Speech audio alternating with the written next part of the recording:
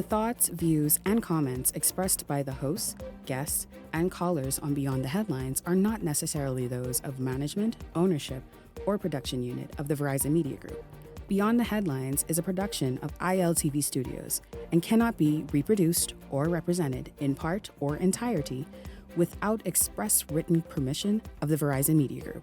Beyond the Headlines is the intellectual property of the Verizon Media Group. Copyright 2021.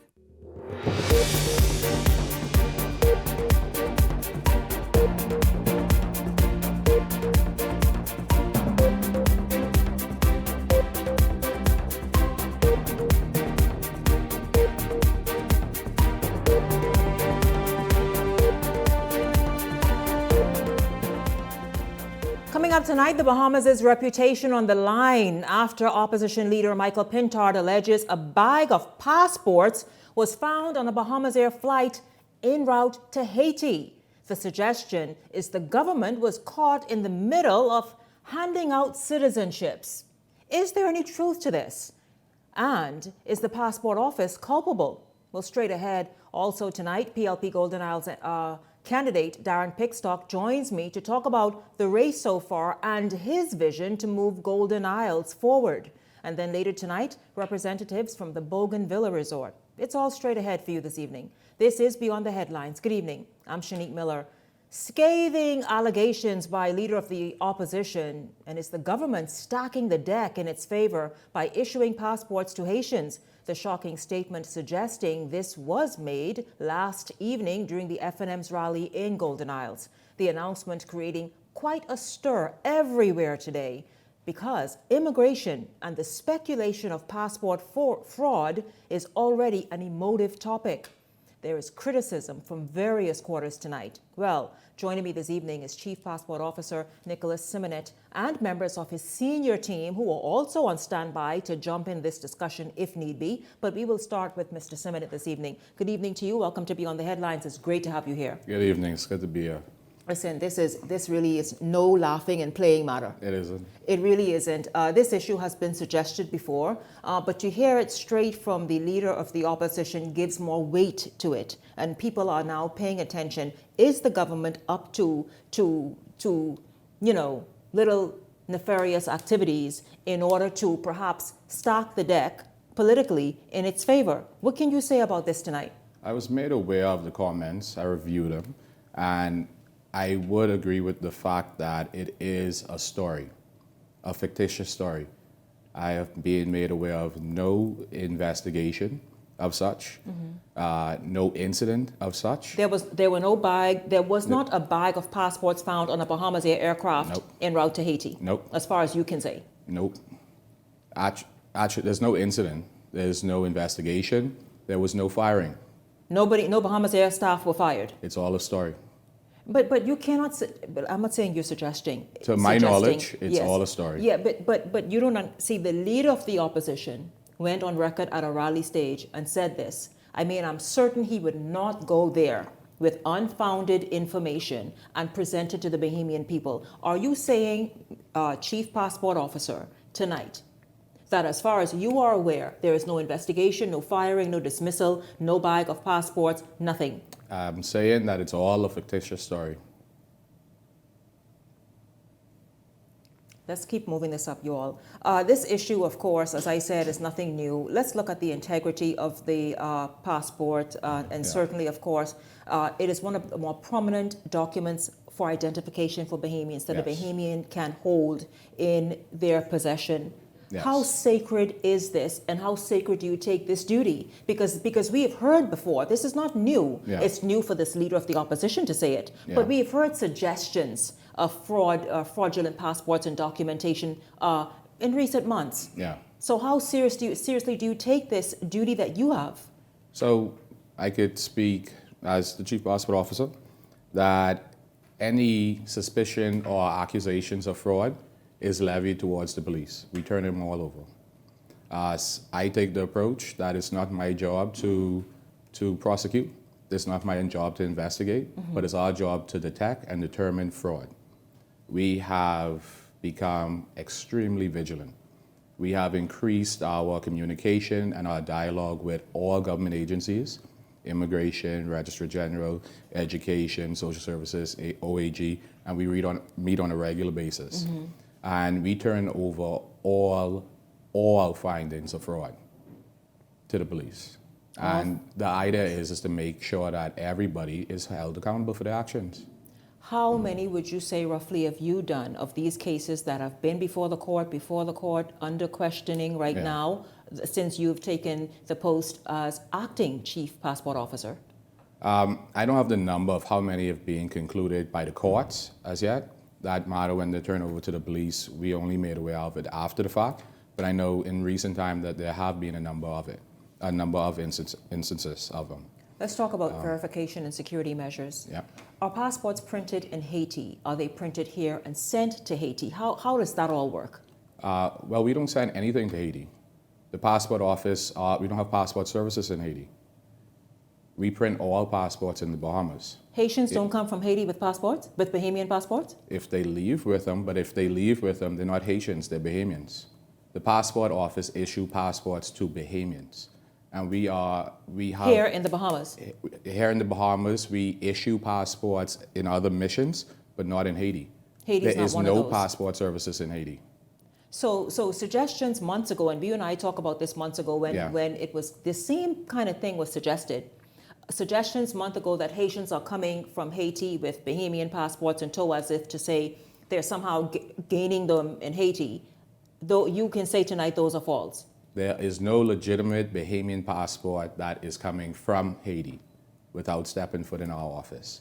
Walk us through the process of issuing a Bahamian passport and where in the system are there vulnerabilities, which every system perhaps does have a crack, but let's just talk about the process of having one issued, whether to Bahamian, whomever. So a passport is an end document, right? You use primary documents that prove citizenship and identity to be issued a passport. So any fraud in a passport office, most fraud would normally entail fraudulent documentation stemming from those primary documents, or it would be fraud in terms of you trying to assume a different identity. And our work with other agencies have closed a lot of the gaps. We see documents from all countries over the world. I know people don't realize this, but Bahamians are born all over the world, not just in the Bahamas. The laws that dictate citizenship in the Bahamas are not as simple as just saying being born to a Bahamian or being born in the Bahamas. Those factors do not make you Bahamian alone. It's complex, right? So education is key. You've noticed in the passport office, we don't ask you for 20 documents solely for every applicant anymore, right? So staff at the passport office, they're educated on why we ask for what document, when to ask for each document, so that we're not disenfranchising Bahamians as well. Because why should I ask you for your school records when you have a birth certificate? That birth certificate holds certain weight, more weight than affidavit does, right? Legally, it does. So we have created a passport office that is not only functioning, ticking, right? I think it's much better today than it was when I came in, and more secure. We have great relationships with the police. My staff over there, they could tell you, once we detect fraud, we turn it over to the police, right? That's their job. And you're not there in the passport office trying to clean it up yourself. The minute our you job, suspect something. We want to conclude issues. We don't want things to be lingering. That's a passport application, that's suspicion of fraud. We want things concluded and people to be held accountable for any of their actions. And that's what we should be doing. In regards to the comments that were made, it's unfortunate. What does it do? Because your senior staff are here, and I really wish if only one of them had come on this evening. But let's just talk about, because you explained to me, Shanae, like upon election, you must resign your post. General election, when it is called. However, they are career officers. These are career officers and public servants. When the suggestion, and not just last night, but other times as well, it's suggested that, man, you're all on the take. It hurts the morale of the office. I had to do a round robin in the office just to reassure the staff there that they are doing a good job, that their actions are not being taken for granted, that they're not being investigated or targeted. right? And the thing is that these accusations don't stop there. Any accusation levied in the public space, any accusation brought to us, we have to investigate internally. So now, this triggers now an audit where we make sure that all of our inventory is accounted for. Well, speaking of audit, how often are passports audited and the issuance of passports audited to check for weaknesses, irregularities, and perhaps fraudulent documents? So on a regular basis, one of these lovely ladies right here is our system administrator, and her job solely is to make sure that going forward, she works with the software providers, going forward that every gap we could fill. Every time we learn of new vulnerabilities, whether it's documentation worldwide or internal, or anytime we find a loop in the system, we have a job to close it. No system is impenetrable, right? As we work to secure it, someone is working to try to break it down. Mm-hmm. So this is an ongoing process. But with the staff, the thing is that, they really felt down today. They had to be reassured that there was no secret investigation of targeting someone, that they are doing the right job. So we had to do that. So now we're undergoing a mass audit just to make sure our inventory is accounted for. You know what that's going to do? We're already grappling with an aged building. We already have a shortage of staff because of spacing. So now we have to take time away from being able to provide service to the public and do an audit. So passports might be delayed by a day or two. Last night's announcement forced you to go back and re-audit everything. We do it with every accusation put forward. Oh. On a weekly basis, we get tips, and we have to review and check every tip, right? Every tip, every public discussion in terms of accusation about passports, we have to investigate. So recently then, when the Minister of Foreign Affairs got involved in that sort of suggestion of the same thing, this is what you and your team did again, even then? That's the collective buy-in of being a citizen of this country, right? We all are in this together. The thing is that if you hear of something, you don't create it, you don't publicize the accusation, bring forward the evidence. Say who, what, when, where, and why. Let's get these people held accountable. So I caution all citizens, right, all reasonable Bahamians and people in this country, that when accusations are put forward, don't accept it. Actually question it. Question why, who, when, what happened. Then ask them to be accountable and say, did you do your civic duty, and put it towards to the police. Put the investigation there. And quickly, what reassurances can you give every Bahamian out there who is now speculating and a bit iffy, as if to say, what's really going on? What sort of reassurance can you give each one of us this evening about our documentation and that prized passport? Yeah, your system is secure. Our system audits and records every action of every individual, right? So there's nothing you could do in that system that won't be known, whether today or tomorrow. Our policies have changed for the better, our security has increased, and your passport is readable around the world. It's now with IKO and it's readable around the world. An achievement that we spent a year working to ensure that it could happen, which also puts more security because it eliminates someone from trying to clone that document, right? Those documents have great security built into them. Not just the book, not just the look, the actual information that's stored digitally in them. And those documents are secure. And you should feel proud. That book could carry you around the world, more than most countries, and get you free access around the world. That's a prize, and I wish persons would take care of it, persons would be proud of it. And while we're doing that, we're ensuring that everybody's file is up to date. So we do ask people to bring additional documents, but that's only to prove citizenship and identity. And that plays more in our society than just the book. That affects our economic standing, that affects our ability internationally, locally, and even in death, right? It affects you. So your book is secure, the story is fictitious, and we are going to continue working hard. And if you experience a slight delay in passports, you know who to blame.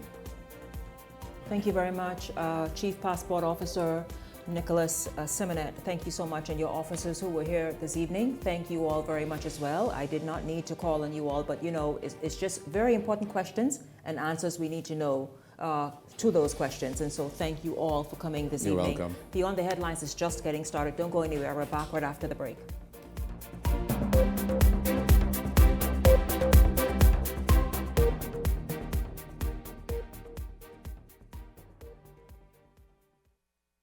Mr. Brown is a man. When he said something, he meant it from his heart. So he's really a great man, a giant of a man. And he's always been reliable, consistent.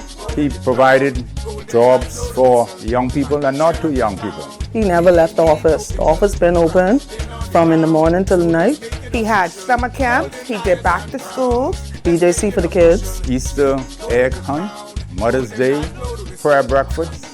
Whether you're F&M, POP, COI, or independent, you came to him and he will always assist you. If a man can do that outside of the House of Assembly, can you imagine what representation he will bring to the House for Golden Isles? This time around, This time around, We will begin with BBB, Mr. Brian Brown. Paid for by the Free National Movement. Crossing the Sicily 48 Bridge just got easier. Now you can pay your bridge tolls using debit or credit cards. No more searching for cash. Just tap and go.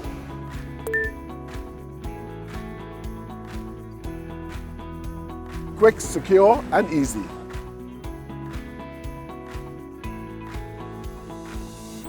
Modern convenience, same trusted service from the Bridge Authority.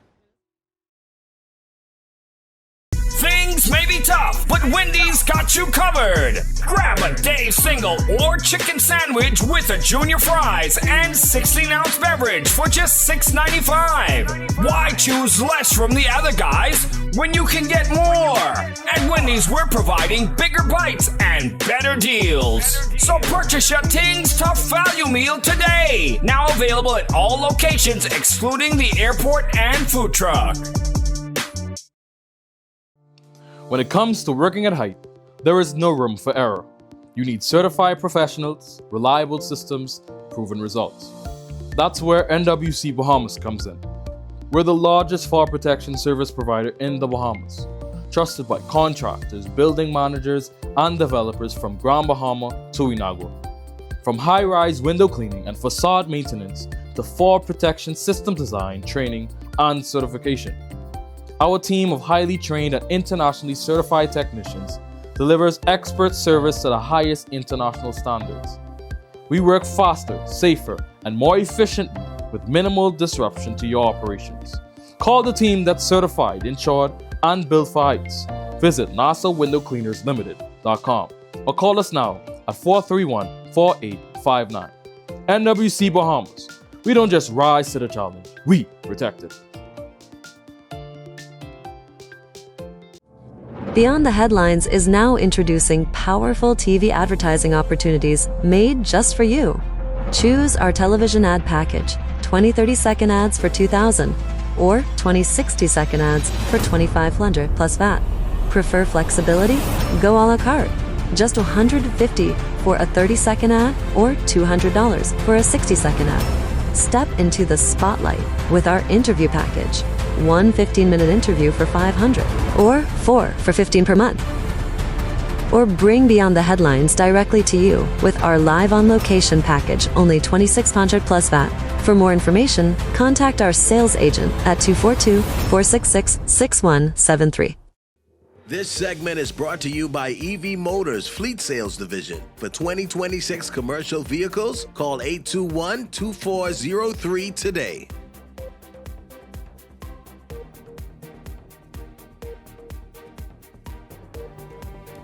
Welcome back to Beyond the Headlines. Well, the Golden Isles by-election is about 9 days away. Candidates are busy moving through every polling division of the constituency, trying to convince voters that they are the best choice for the constituency on November 24th. Among them is Darren Pickstock, the candidate for the Progressive Liberal Party. Well, we're going to speak to Mr. Pickstock this evening, and I'm happy to welcome him. Good evening to you. Welcome to Beyond the Headlines. Good evening. Thanks for having me. Listen, are you tired? No, I'm energized. I'm ready to go. Yeah? Yeah, very excited. How has campaigning been? Because it seems to be sort of a new way of campaigning by everybody, quite frankly, on the ground, every team, each of the teams. How's it been going for you, think? It's going well. I mean, we are being positively received by voters. And so I'm very excited about that fact, and I thank them from the bottom of my heart for welcoming me on their front doors in their living rooms and trusting me with their stories. So it's been going fantastic so far, and we're very excited about that. How impactful do you think you've been this far? I mean, you have, and this is the thing about a by-election, everybody says, listen, the whole team, obviously your team, Yes. Progressive Liberal Party, come together and everything is about Darren Pickstock, and all the others can say the same thing. But how impactful do you think that effort has been to this date? I think it's been impactful because, voters want representation. They want people who genuinely are concerned about their needs. And so we've been listening to voters, we've been listening to constituents, we've been hearing their concerns, and to the extent that we can act on them right away, we do. I have a short-term, a medium-term, and a long-term plan. And so, if you go through the Golden Isles constituency, it's a buzz of activity. And so constituents are loving it. There's a new energy in Golden Isles, and I'm very excited. And that energy is because they're excited about my candidacy. Well, I heard that you are getting some sort of lingering issues addressed and checked off, and that's making life a little, and the experience of daily life and living a bit easier for residents of Golden Isles. What are some of the things you've been able to do, speaking of immediate term, what are some of those things you've targeted and done? Well, immediately, what we are doing right now is, for years, the constituents of Golden Isles have been complaining about the road, infrastructural work in Golden Isles, particularly roads, lightings, parks, etc. So the government has a national program, and they are carrying out the road works in Golden Isles now, not only in Golden Isles, but throughout the length and breadth of the Bahamas. So this isn't something that is Golden Isles specific. If you go to Golden Gates, road works are being carried out. If you go to Exuma, Eleuthera, Freeport, roadworks are being carried out. And so this is part of a national program. And so, but what they want and what they see in me is an advocate who can say to the government, we need these roads paved in Golden Isles. But by the way, have you had to kind of do that as the candidate for a by-election? Have you had to say, because some of the issues, as you said, have been lingering. The condition of the roads are among them. Yes. And so have you said, hi, listen team, I'm going to need you all to step up on this. Yes. Have you had that conversation? Well, I've obviously had conversation with the government to say that, directing them to specifically some things that need to be done. They were doing it, because this just didn't happen overnight. It was already planned, you're saying? This was already planned. Okay. So it's part of a national program. Right. And so my job is to advocate, and that is what I'm doing on behalf of the residents of Golden Isles, advocating. Now, we'll talk about that plan because you recently disclosed and unveiled a 10-point plan. We'll get to that in a little bit, but let's just talk about this. Golden Isles is one of those constituencies known to be sort of a seesaw type constituency in terms of how it votes. And so how about this question?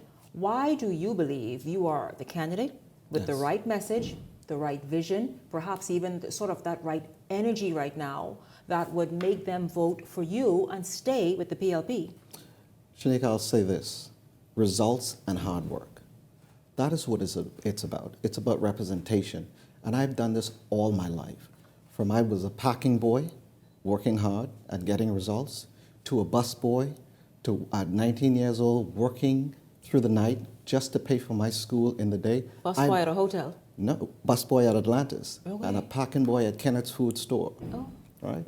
And I've done this all my life, worked hard and results. Right? So I'm not asking for blind trust. Right? I'm just asking for a chance to represent the constituents of Golden Isles. I've already said to Golden Isles through my 10-point plan, this is my plan. And to date, I haven't seen any other plan from the Free National Movement candidate, Brian Brown. But this is my plan.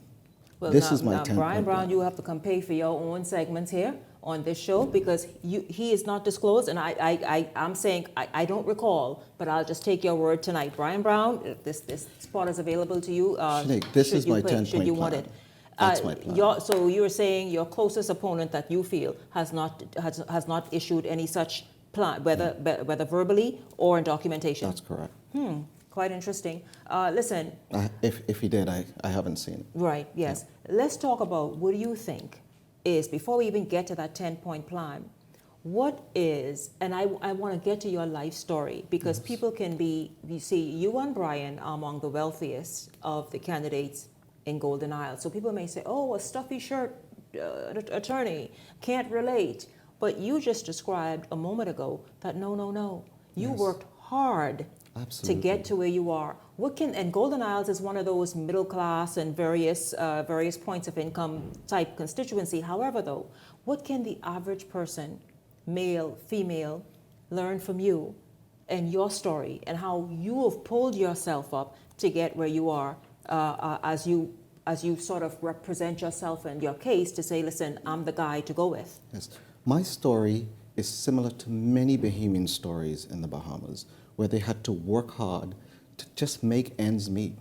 My story is one where I had to pack groceries to help pay bills in the house and to help bring food home on the weekends. That is my story. My story is one where I had to work hard in the night just to pay for my schooling. That is my story. My first job was a space cleaner at Atlantis Hotel. That's cleaning lobbies and taking out garbage and cleaning bathrooms. That is how I made it. I worked hard before I was then moved to being a busboy. That's how I made it. That's how I paid for my schooling. When I went off to school, similar thing. I had to work as a security guard, to pay for my schooling. I've always worked hard. And that is what Golden Isles, that is what the constituents of Golden Isles is going to get. They're going to get a fighter. They're going to get someone who does not give up, no matter what. They're going to get someone. They're going to get a lion in me. And I'm always going to advocate on their behalf to make life better for the residents and constituents of Golden Isles. And you can see it happening today. This isn't something that we're talking up or a pie in the sky. This is happening on the ground in Golden Isles as we speak. Roads are being paved. As we speak, lights are being repaired. As we speak, we see parks being established in Golden Isles and upgraded. As we speak, we see CCTV being expanded in Golden Isles. Oh, really? And I'm not talking about the CCTV that Marvin Dames talked about that is yet to come. What CCTV you talking about? But since you brought it up, I thought it was drones. Yes, some drones and CCTV he's talking about. We're still waiting to see it. I'm talking about real results. I'm talking about results you can feel. So you are outfitting, because the only other member of parliament I heard even mention anything about CCTV throughout his constituency or portions of his constituency is Dr. Hubert Minnis and Kalani. Yes. You are saying that's a part of your vision and that's happening now? Absolutely. Putting CCTV throughout Golden Isles? That is a part of my vision. And if you look at my 10-point plan, this clearly lays out that we are talking about safer communities with CCTV and lighting, right? And that's what constituents... So you're doing the lighting right now? That's street lights, and even repairing those that's been broken? That is correct. Now let's talk as about... we speak. Right, let's talk about, we've moved around now for weeks. Yes. If not longer, but certainly in wide, like a wide stretch, I've observed from a distance the way that you are campaigning. And what are some of the biggest issues that you are finding among voters and the residents of Golden Isles, this very complex community? Yes. What are some of the more challenging issues that they're saying, listen, Mr. Pickstock, you get this right. This would we want you to stay on top of, and don't just promise it to get elected, but these are the important things to us, or this is the important thing to us that we want you to address and focus in on? Well, Shanique, my 10-point plan is, this just didn't come about. This is a result of me listening to residents of Golden Isles and constituents of Golden Isles. That is how this 10-point plan came about. So residents, when I knock on their doors, they're saying to me, Mr. Pickstock, I am tired of my tires being blown out because of potholes. I've heard that even on this show. Yes. And we're being real, because I speak truth to power, right? And so what we do is correct that. Why should they go and have to pay? The road should be paved, because it's a part of ensuring that they reach to their destination safely. So it's all a safety issue. They're saying to me, we want to ensure that our kids have a safe space to play. We want to ensure that our parks are appropriately lit and safe for our kids to play. We want to ensure that when I come home, Mr. Picksock, I work late into the night. And when I come home, I want to ensure that there are street lights that are lit. They're not asking for much, Shanique. They're asking for the basic things that governments should provide. Right, and it seems as though quality of life is very important to them. That's it. That is what they want. They want a good quality of life, and that is through these things that are represented in my 10-point plan. They're saying that we want all parks with Wi-Fi, and the government has done an extremely awesome job by ensuring that there are Wi-Fi on parks, right? They want their parks established, and we are giving them that. That is a part of what they are asking me for when I go to them and knock on their doors. They want easy access to me. And I assure the residents of Golden Isles that I will be a representative that will be close to them. And I will listen to them. And I will continue listening to them. And that's what we're doing. What are your plans to actually continue to be accessible to them? Because, you know, many people say, listen, you could reach them during the time of campaigning, Yes. But once they elected, where's the MP? Yes. Truly, how do you plan to kind of truly do that? Because it's the largest, if not the second, to Killarney, Yes. or both, constituency in the Bahamas. It is. How do you plan to reach 8,000 plus people? Because that's just the registered voter count. And so how do you plan to kind of make them feel your presence? Well, I have a structured program, Shanique, whereby there's a help desk established, there's a rapid response team established, and I will also have a mobile office. In addition to my stationary office on Bacardi Road, we're also going to have a mobile office where we're going out to meet residents and constituents and to hear their needs. And so this is structured. So this is going to be the way that I communicate with residents. Residents can get onto our website, they can log their complaints, which is ticketed and then addressed. And so we have a rapid response team. This is going to be representation that is close to the constituents. 2025 and beyond representation, huh? 2025 and beyond. And this won't stop. This will continue. I hear my opponent says that this will stop after November 24th. No. We are a government that represents all Bahamians. That's what we are. And the constituents of Golden Isles can assure themselves that I would be that kind of representative. How do you feel right now tonight as we go to a break and come back to you? Heard him keep talking about this 10-point plan. I will ask him about this because I need you all to hear him talk about it. But how sure you feel right now that come the 24th, you are the better man than Brian Brown to win the vote of confidence among voters in Golden Isles? Yes, because Shanique, as I said earlier, I am a representative that is result driven, and I am demonstrating that. I'm running on my record, Shanique, and that's what I'm running on. I'm running on my record. This just didn't start today with me. This started a long time ago with me, where I'm doing the necessary things, and I am demonstrating to people that I'm the best person for the job. I'm the hard worker. I'm the person that is result oriented. I will be there for the residents of Golden Isles. And all I'm saying to Golden Isles residents is to give me a chance to prove that. Talk to them right there in that same camera. When we come back, I'll give you an opportunity to say exactly that when we come back. We are here with the PLP's candidate in the Golden Isles by-election coming up in about 9 days or so, Darren Pickstock. You see me holding this up. This is his 10-point plan. We're going to get to this in depth right after the break. Beyond the Headlines is back right after this.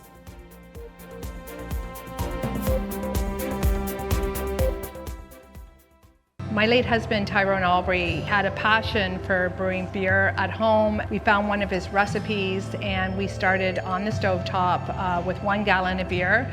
It was a hobby that turned into a passion project that turned completely out of control. We had to make a decision whether or not we were going to continue home brewing or open a brewery.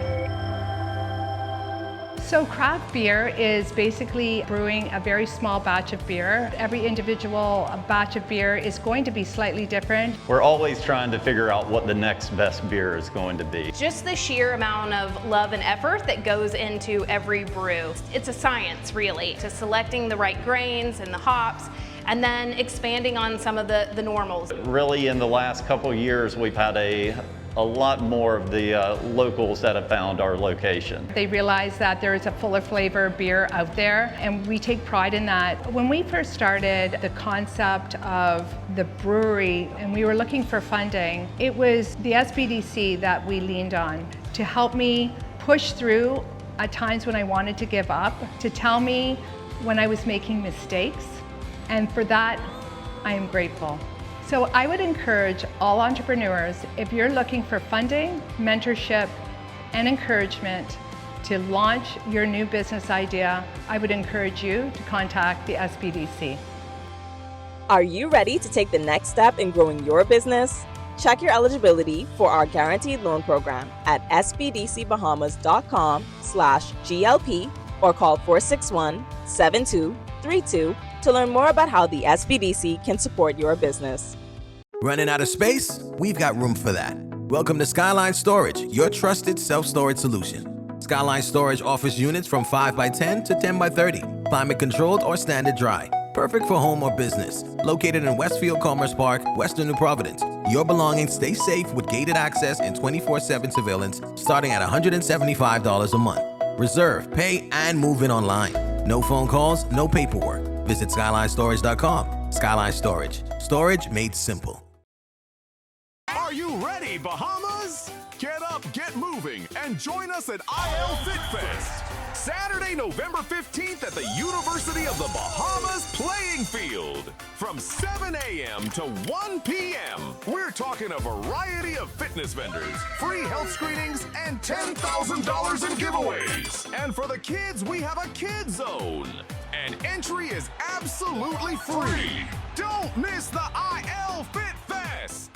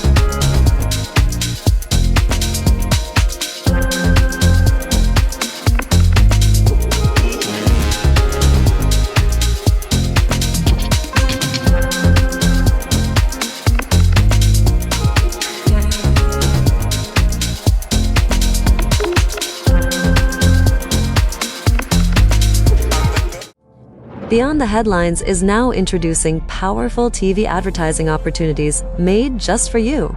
Choose our television ad package, 20 30-second ads for $2,000 or 20 60-second ads for $2,500 plus VAT. Prefer flexibility? Go a la carte. Just $150 for a 30-second ad or $200 for a 60-second ad. Step into the spotlight with our interview package. 1 15-minute interview for $500 or 4 for $15 per month. Or bring Beyond the Headlines directly to you with our live on location package, only $2,600 plus VAT. For more information, contact our sales agent at 242-466-6173. This segment is brought to you by EV Motors Fleet Sales Division. For 2026 commercial vehicles, call 821-2403 today.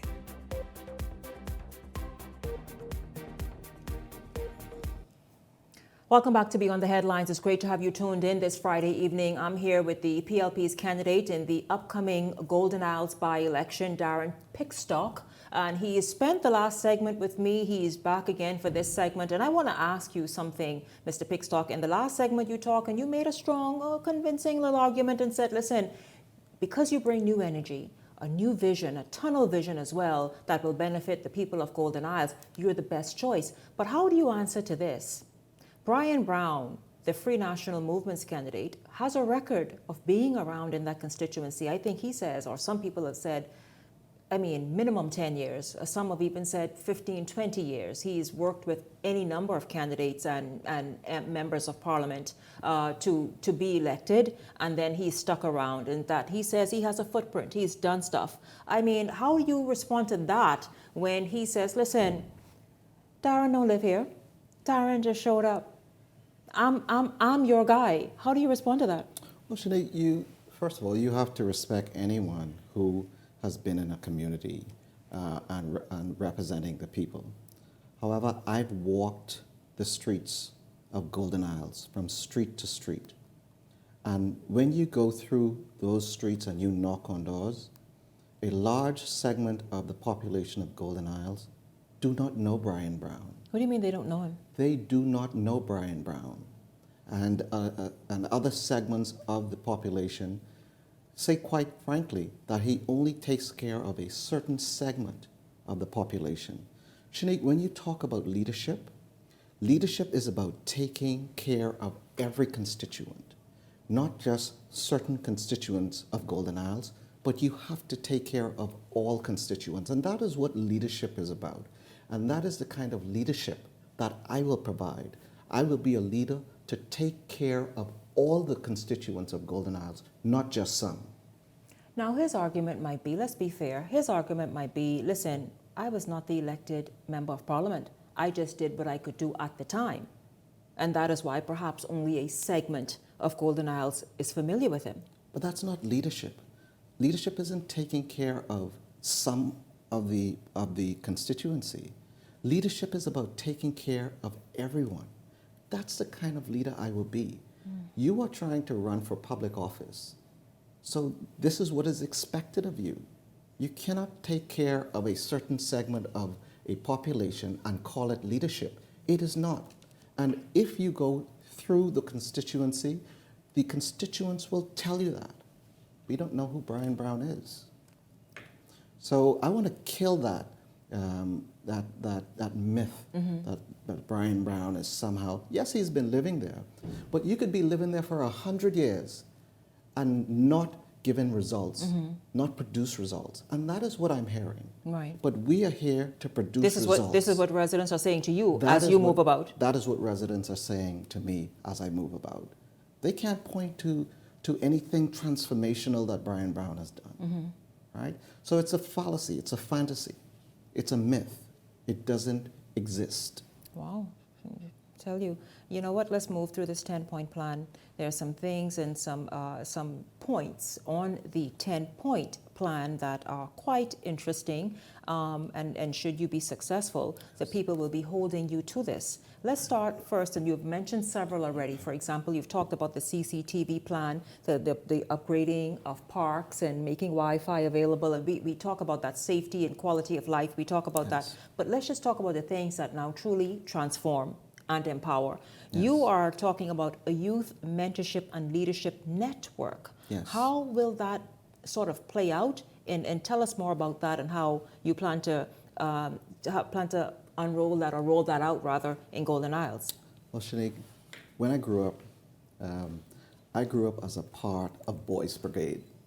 Friendly Palmer, Mr. Bullet, and I'm a Boys Brigade through and through. And so this passion about mentorship and leadership didn't just start it. This was birthed in me from I was a young boy, because that is what helped me move from strength to strength. People and mentors in my life that guided me and directed me in the right direction. And so I'm already mentoring. I'm a part of the Next Gen Young Men's Mentorship Program with Senator Ronald Duncan, where I pour into young men. I'm a part of Violets of Blue. So this isn't something that is just happening. You're not conjuring this up. You're just building it out in another area. Right. I'm building it out in Golden Isles specifically, but this is already part of a national thing that we do already, and so I'm going to tailor this program to Golden Isles specifically, and so I'm very excited, particularly about this mentorship No, program. it's very, very important. I mean, who is it that obviously for young people and whatever, but what do you hope to achieve by rolling out a program like this youth mentorship and this leadership network? Yes. In Golden Isles. What do you hope to achieve? I hope to achieve many things. Giving young people hope and purpose. Just fundamentally pointing them in the right direction, leading them and steering and guiding them in the right direction. And it wouldn't only be me. There will be a network of individuals that will assist in rolling out this mentorship program to point them in the right direction. This is going to be a structured program. If you look at the program now that I'm a part of, it's all structured programs. So this isn't something that we will be pulling out the seat of our pants. This is something that will be structured and ready to go for Golden Isles, residents of Golden Isles. Let's talk about the Golden Isles Entrepreneurship Micro Fund.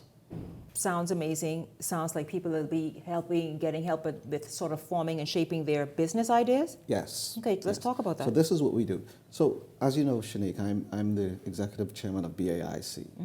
So this is what we do. We connect entrepreneurs, we connect farmers with funding, whether that's through SBDC, whether that's through the Bahamas Development Bank.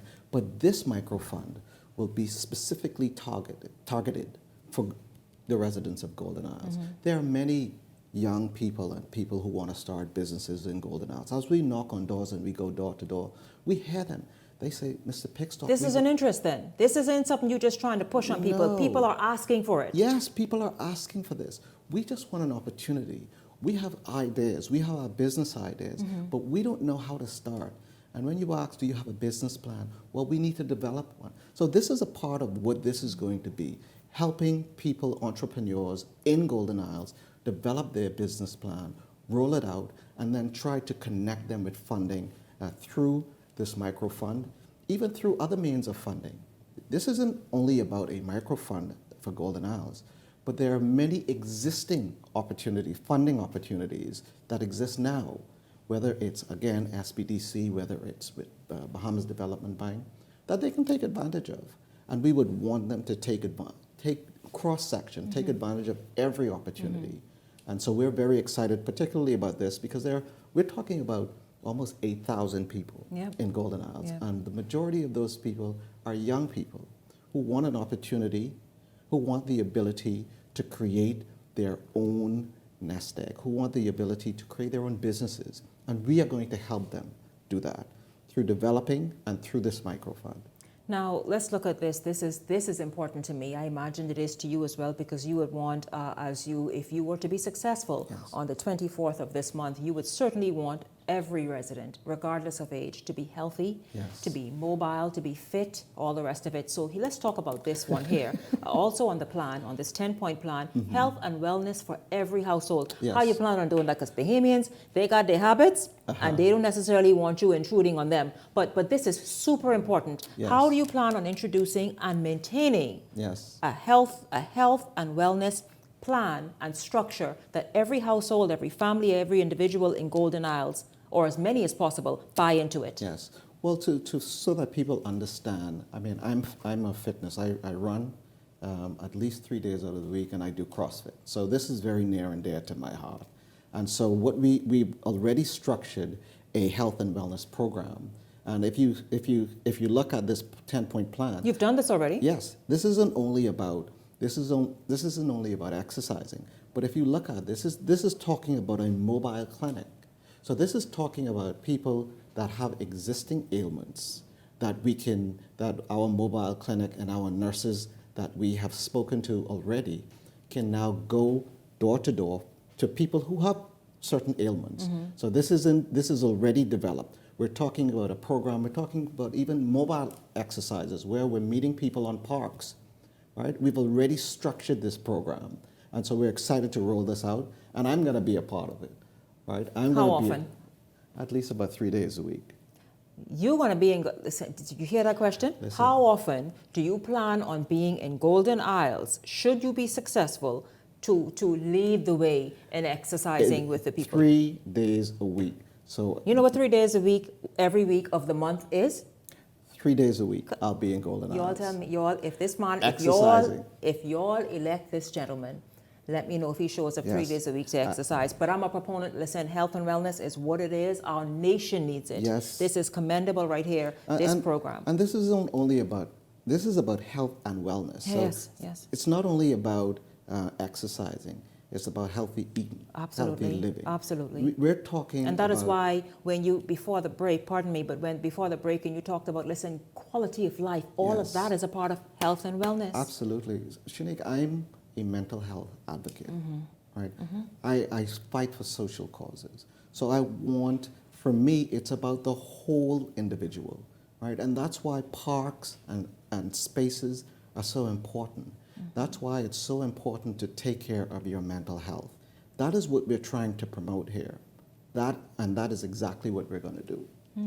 Another area that's certainly just as important, education, training, and scholarships. Yes. Scholarships, people are wanting access regardless of their age. There are people who want to sort of return to school, Yes. but certainly I imagine, obviously you mean the young graduate, or maybe even somebody looking to shift careers, that ongoing learning, you know. But let's talk about your education, training, and scholarship opportunities as well as a part of this 10-point plan. Yeah, so what we mean here is we mean simply partnering with local colleges here, UB, BTVI, and US-based colleges to give Bahamians opportunity for scholarship. There are so many scholarships that exist already. Yeah. So we want to be able to impact our residents by connecting them to these available scholarships that are currently available. And some people may simply just not know how to connect with these scholarships.